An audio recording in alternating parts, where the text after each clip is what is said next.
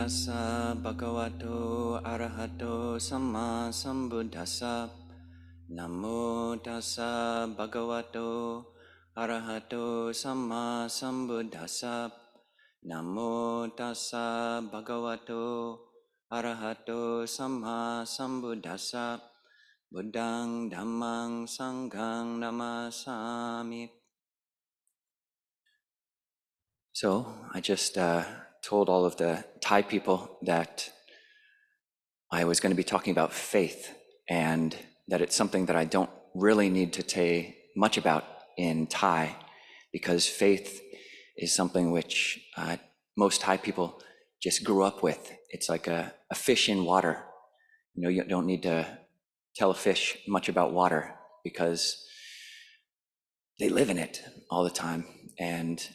But for us growing up in the West, growing up in countries where Buddhism was not the primary religion, it's something that we have to learn about, something we have to train in. And it's often hard because even the word sadha, the word faith in English, is a concept which is all mixed up with baggage from other religions, from other concepts. If we grew up in a non-Buddhist family, which most of us did, faith may have been applied in a way just to get us to shut up and not ask questions, or to not look critically at things, just have faith, this kind of thing.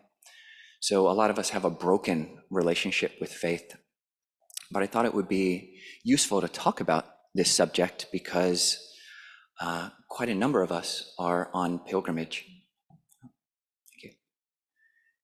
So there's a group of about 28 lay people, and myself and Ajahn from Seattle. We're starting a monastery called Clear Mountain Monastery, and we don't yet have an actual monastery place, but have a growing group of people in Seattle and the surrounding area who are very interested in learning more about the Dhamma and practicing Dhamma. And we've decided to come on this about a week in Thailand, and then a week in Bodh Gaya pilgrimage, basically to where our roots are, our Buddhist roots, our monastic roots, to learn about the tradition and to really soak in the beautiful aspects of faith, the beautiful aspects of a Buddhist culture, which we just don't see. In the West, we've got these little pockets of Buddhism, these little bubbles. These monasteries are like little bubbles of belief, and they're beautiful for what they are, but then you leave the bubble and nobody knows what you're talking about, and nobody knows why you're wearing these robes, and it's just a weird thing for many people. But here, yeah, monks are respected, you know, and it makes sense, and coming to a monastery is a very normal thing. So we're on pilgrimage. We've crossed the Pacific Ocean, spent thousands of dollars to fly in planes and buses to vans to get here. And that's a lot of movement. But I think one useful way to conceive of pilgrimage for all of us, those who've been traveling from America, or those who are online, or those who are just in this monastery, you can think of pilgrimage actually as just a profound way of going nowhere, actually. So pilgrimage, what we're trying to find, what we're looking for on pilgrimage, whether it's to Thailand or to India or to our local monastery or to the meditation hall or to our meditation cushion or just in the present moment, is basically a place of rest. And we want to find that, and the only place we can find that is in the present moment.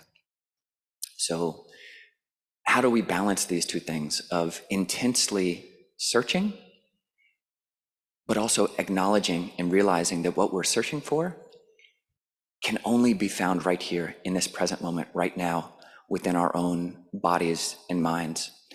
And this is where faith and growing in faith, or let's use the Pali term sadha, that's where sadha or confidence or trust, This is where this quality can grow and flower and really provide a cool resting place, not just a place to sit and grit our teeth and bear it, but it can be a beautiful place. It can provide a coolness for the heart when we allow this quality of sadha to grow.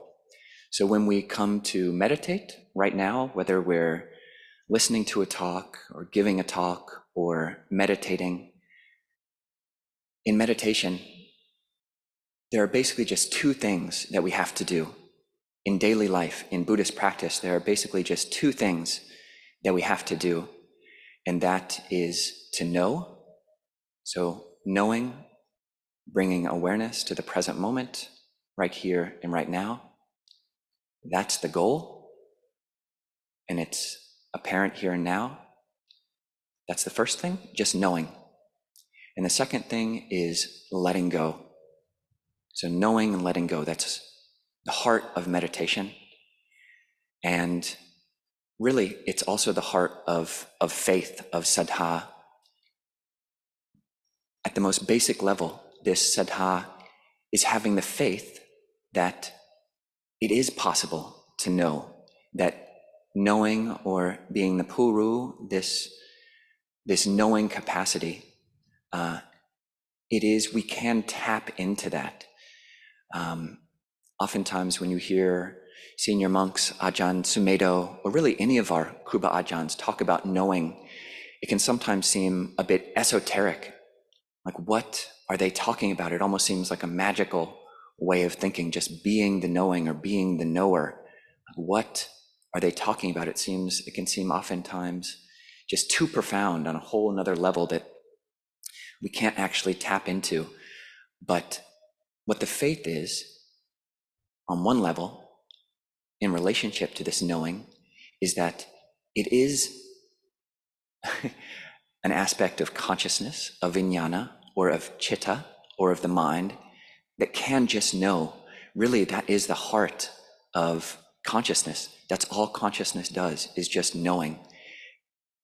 But we're not always able to stay with that. So we nurture this faith that this knowing can blossom, and it does get more and more expansive. And the second aspect of faith is summarized in a really beautiful sutta in the Anguttara Nikaya, Book of the Twos, where the Buddha says, it is possible to abandon unwholesome states. If it were not possible to abandon unwholesome states, I wouldn't say monks, practitioners abandon unwholesome states. But because it is possible to abandon unwholesome states, I say, do it, abandon unwholesome states. And similarly, it is possible to cultivate, to develop, to bhavana wholesome states. If it weren't possible, I wouldn't say to do it. But because it is possible, the Buddha says, do it. So that's the second level of faith. And you might say, well, yeah, of course, but not really, of course. If we really were able to live that truth or have that faith every moment, then nothing will be a problem. Because as soon as a problem arises, then you'd have the faith, the belief, it is possible to let go of this problem. And then you would just work at it. And so that's the second aspect of faith. A friend of mine, he's a Zen monk, and Zen, they've got these kind of pithy ways of talking about, and almost paradoxical ways of talking about the path and about things. Pretty much everything, it's always a paradox or in Zen.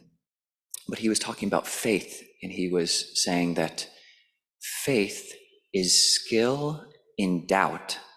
Yeah. So faith is learning how to doubt. So faith is an education. We're learning how to doubt intelligently.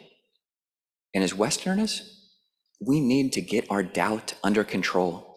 So doubt, or vicikiccha, is the fifth of the 5 hindrances. And it's one which everybody deals with it to some extent, but I think people who grew up in a culture which fetishizes and praises and just exalts the thinking mind and really the skeptical mind to such an extent, we think that doubt is the path. And if we're good at doubt, then it can be the path. That's what the Buddha said to the Kalamas. You know, you're skeptical of those things which are deserving of skepticism. But when we come to this path, we are not yet good at doubting. We don't know what to doubt. We just follow along with whatever our culture or our teachers or whatever philosophers we read or our own biases. We just think, oh yeah, in this teacher or this book or whatever, or my own thoughts are saying, don't trust this. And maybe you're right, and maybe you're wrong, but learning how to doubt intelligently.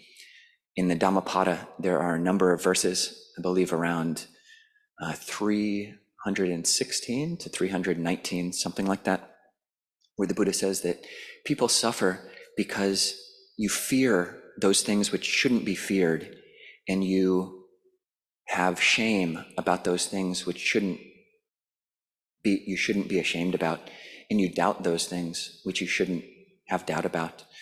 So the Buddha is acknowledging that there are things to fear, there are things to be ashamed about, and there are things to doubt about.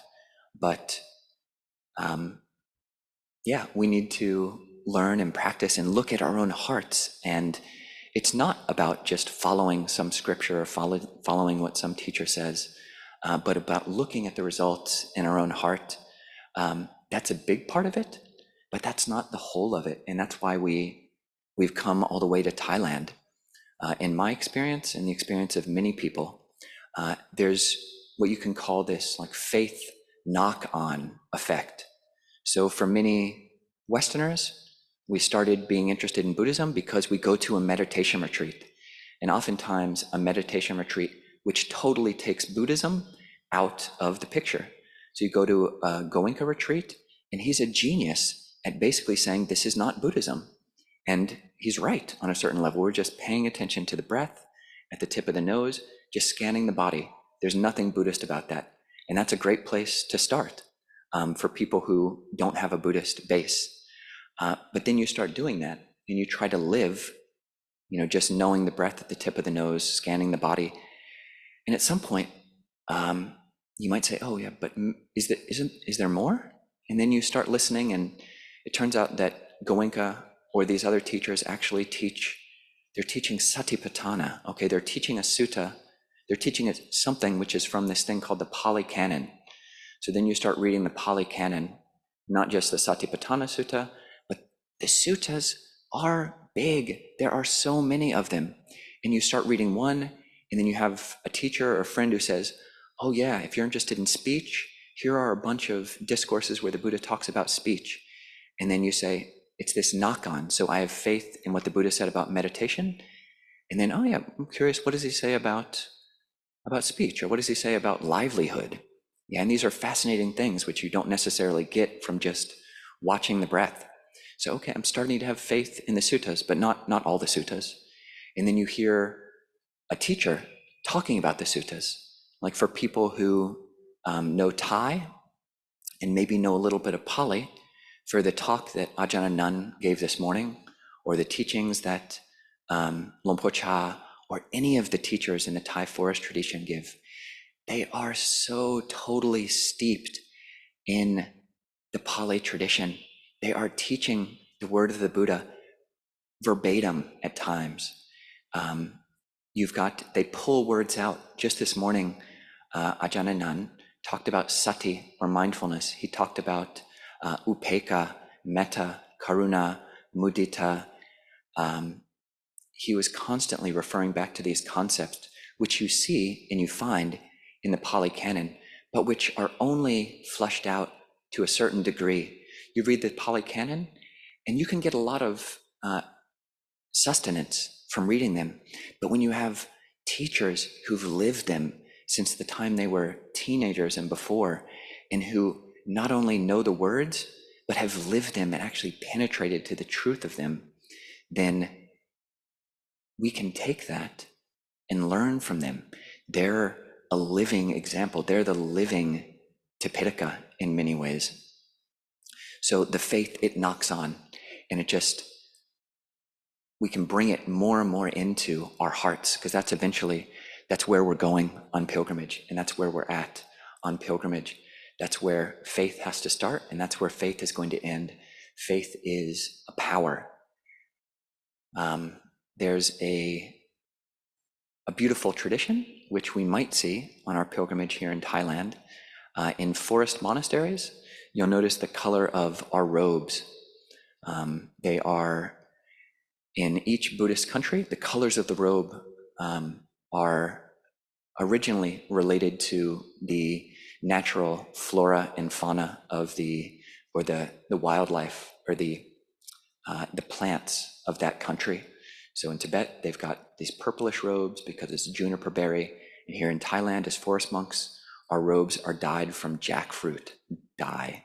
So basically the process of getting natural dye from jackfruit is you take these different sections of jackfruit heartwood, and you chop to get these chips of jackfruit from these sections, maybe a foot or two wide. And then you boil those down, and you boil it, and you keep boiling and keep boiling. You boil it overnight. Sometimes you boil it for 48 hours to get all of the essence, all of the color out of these jackfruit heartwood chips. And then you've got this concentrated solution which you can dye white cloth with. And I think it's a beautiful simile for the practice in general. It can be a beautiful simile for faith, but it can also be a beautiful simile specifically for the meditation object, budo. So this can be a theme for people who are open to it. This meditation word, budo, is something which is taught by all of the teachers that we'll visit. Ajahn Suchat, Ajahn Jayasaro, Ajahn Chah, Longta Mahabua, we won't meet him, he's passed away. Lumpu Man, all of these great teachers, they all taught this meditation word, budo.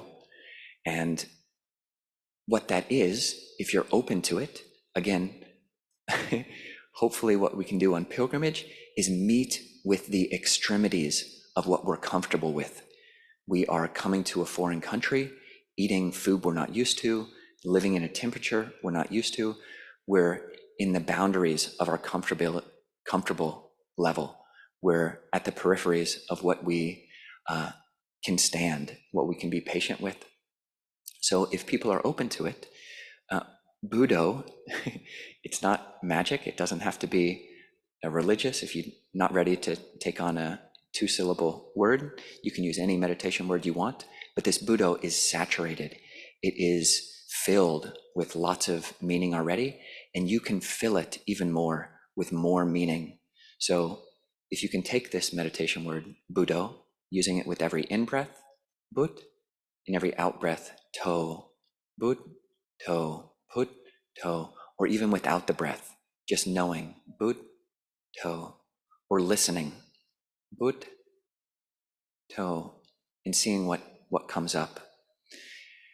And everything we're taking on. This morning, we asked a question of Ajahn Anan: what's the most important aspect most important skillful qualities that we can bring to the practice and a spiritual life? And Ajahn Anan said, metta, and knowing the 3 characteristics of impermanence, non-satisfactoriness, and not self, anicca, dukkha, and anatta.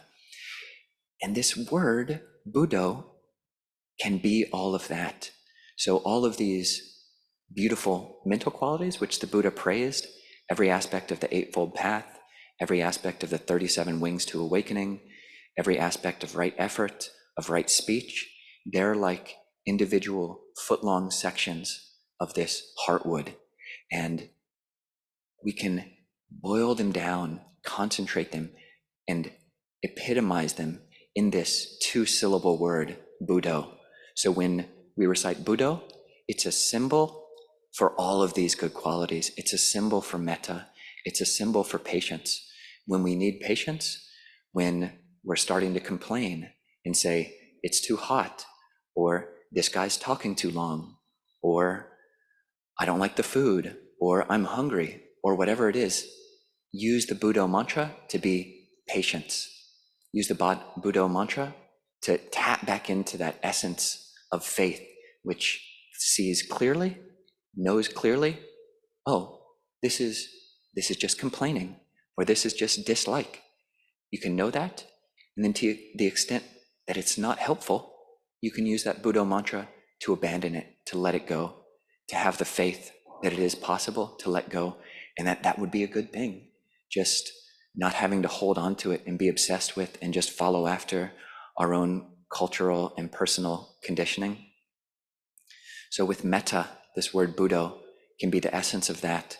Every time judgments come up about the other people in our group, we're traveling in 5 different cars with strangers who we don't know, and humans smell, and we talk in ways that other people aren't used to, and there are all sorts of sense impingements that we're not used to. So budo, knowing that, and yeah, this is just a smell, this is just a sound, and we can let it go. And then every step, every moment can be a moment of pilgrimage, a moment of faith, a moment of practice, and we can let go of all those things which furrow our brow, furrow our openness and receptiveness to the Dhamma.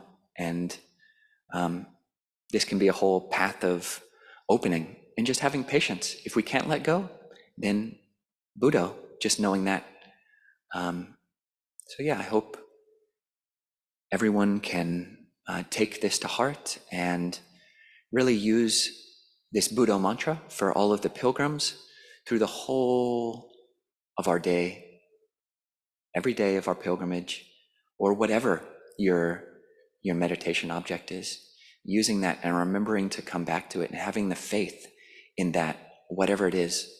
And then from this seed kernel of faith, this seed kernel in the teachings of the Buddha, in the meditation, in the teachers, then that can blossom in all these things which we're not familiar with. Talk about bodhisattvas, talk about other realms, about dragons or nagas or devas and things that we're not familiar with. Maybe there's something there, or maybe there's not. And just having the heart to be open to that, and maybe it can help our practice. So all in the English there, and maybe just sarup, ให้คนไทยฟัง, just summarize a little bit in Thai.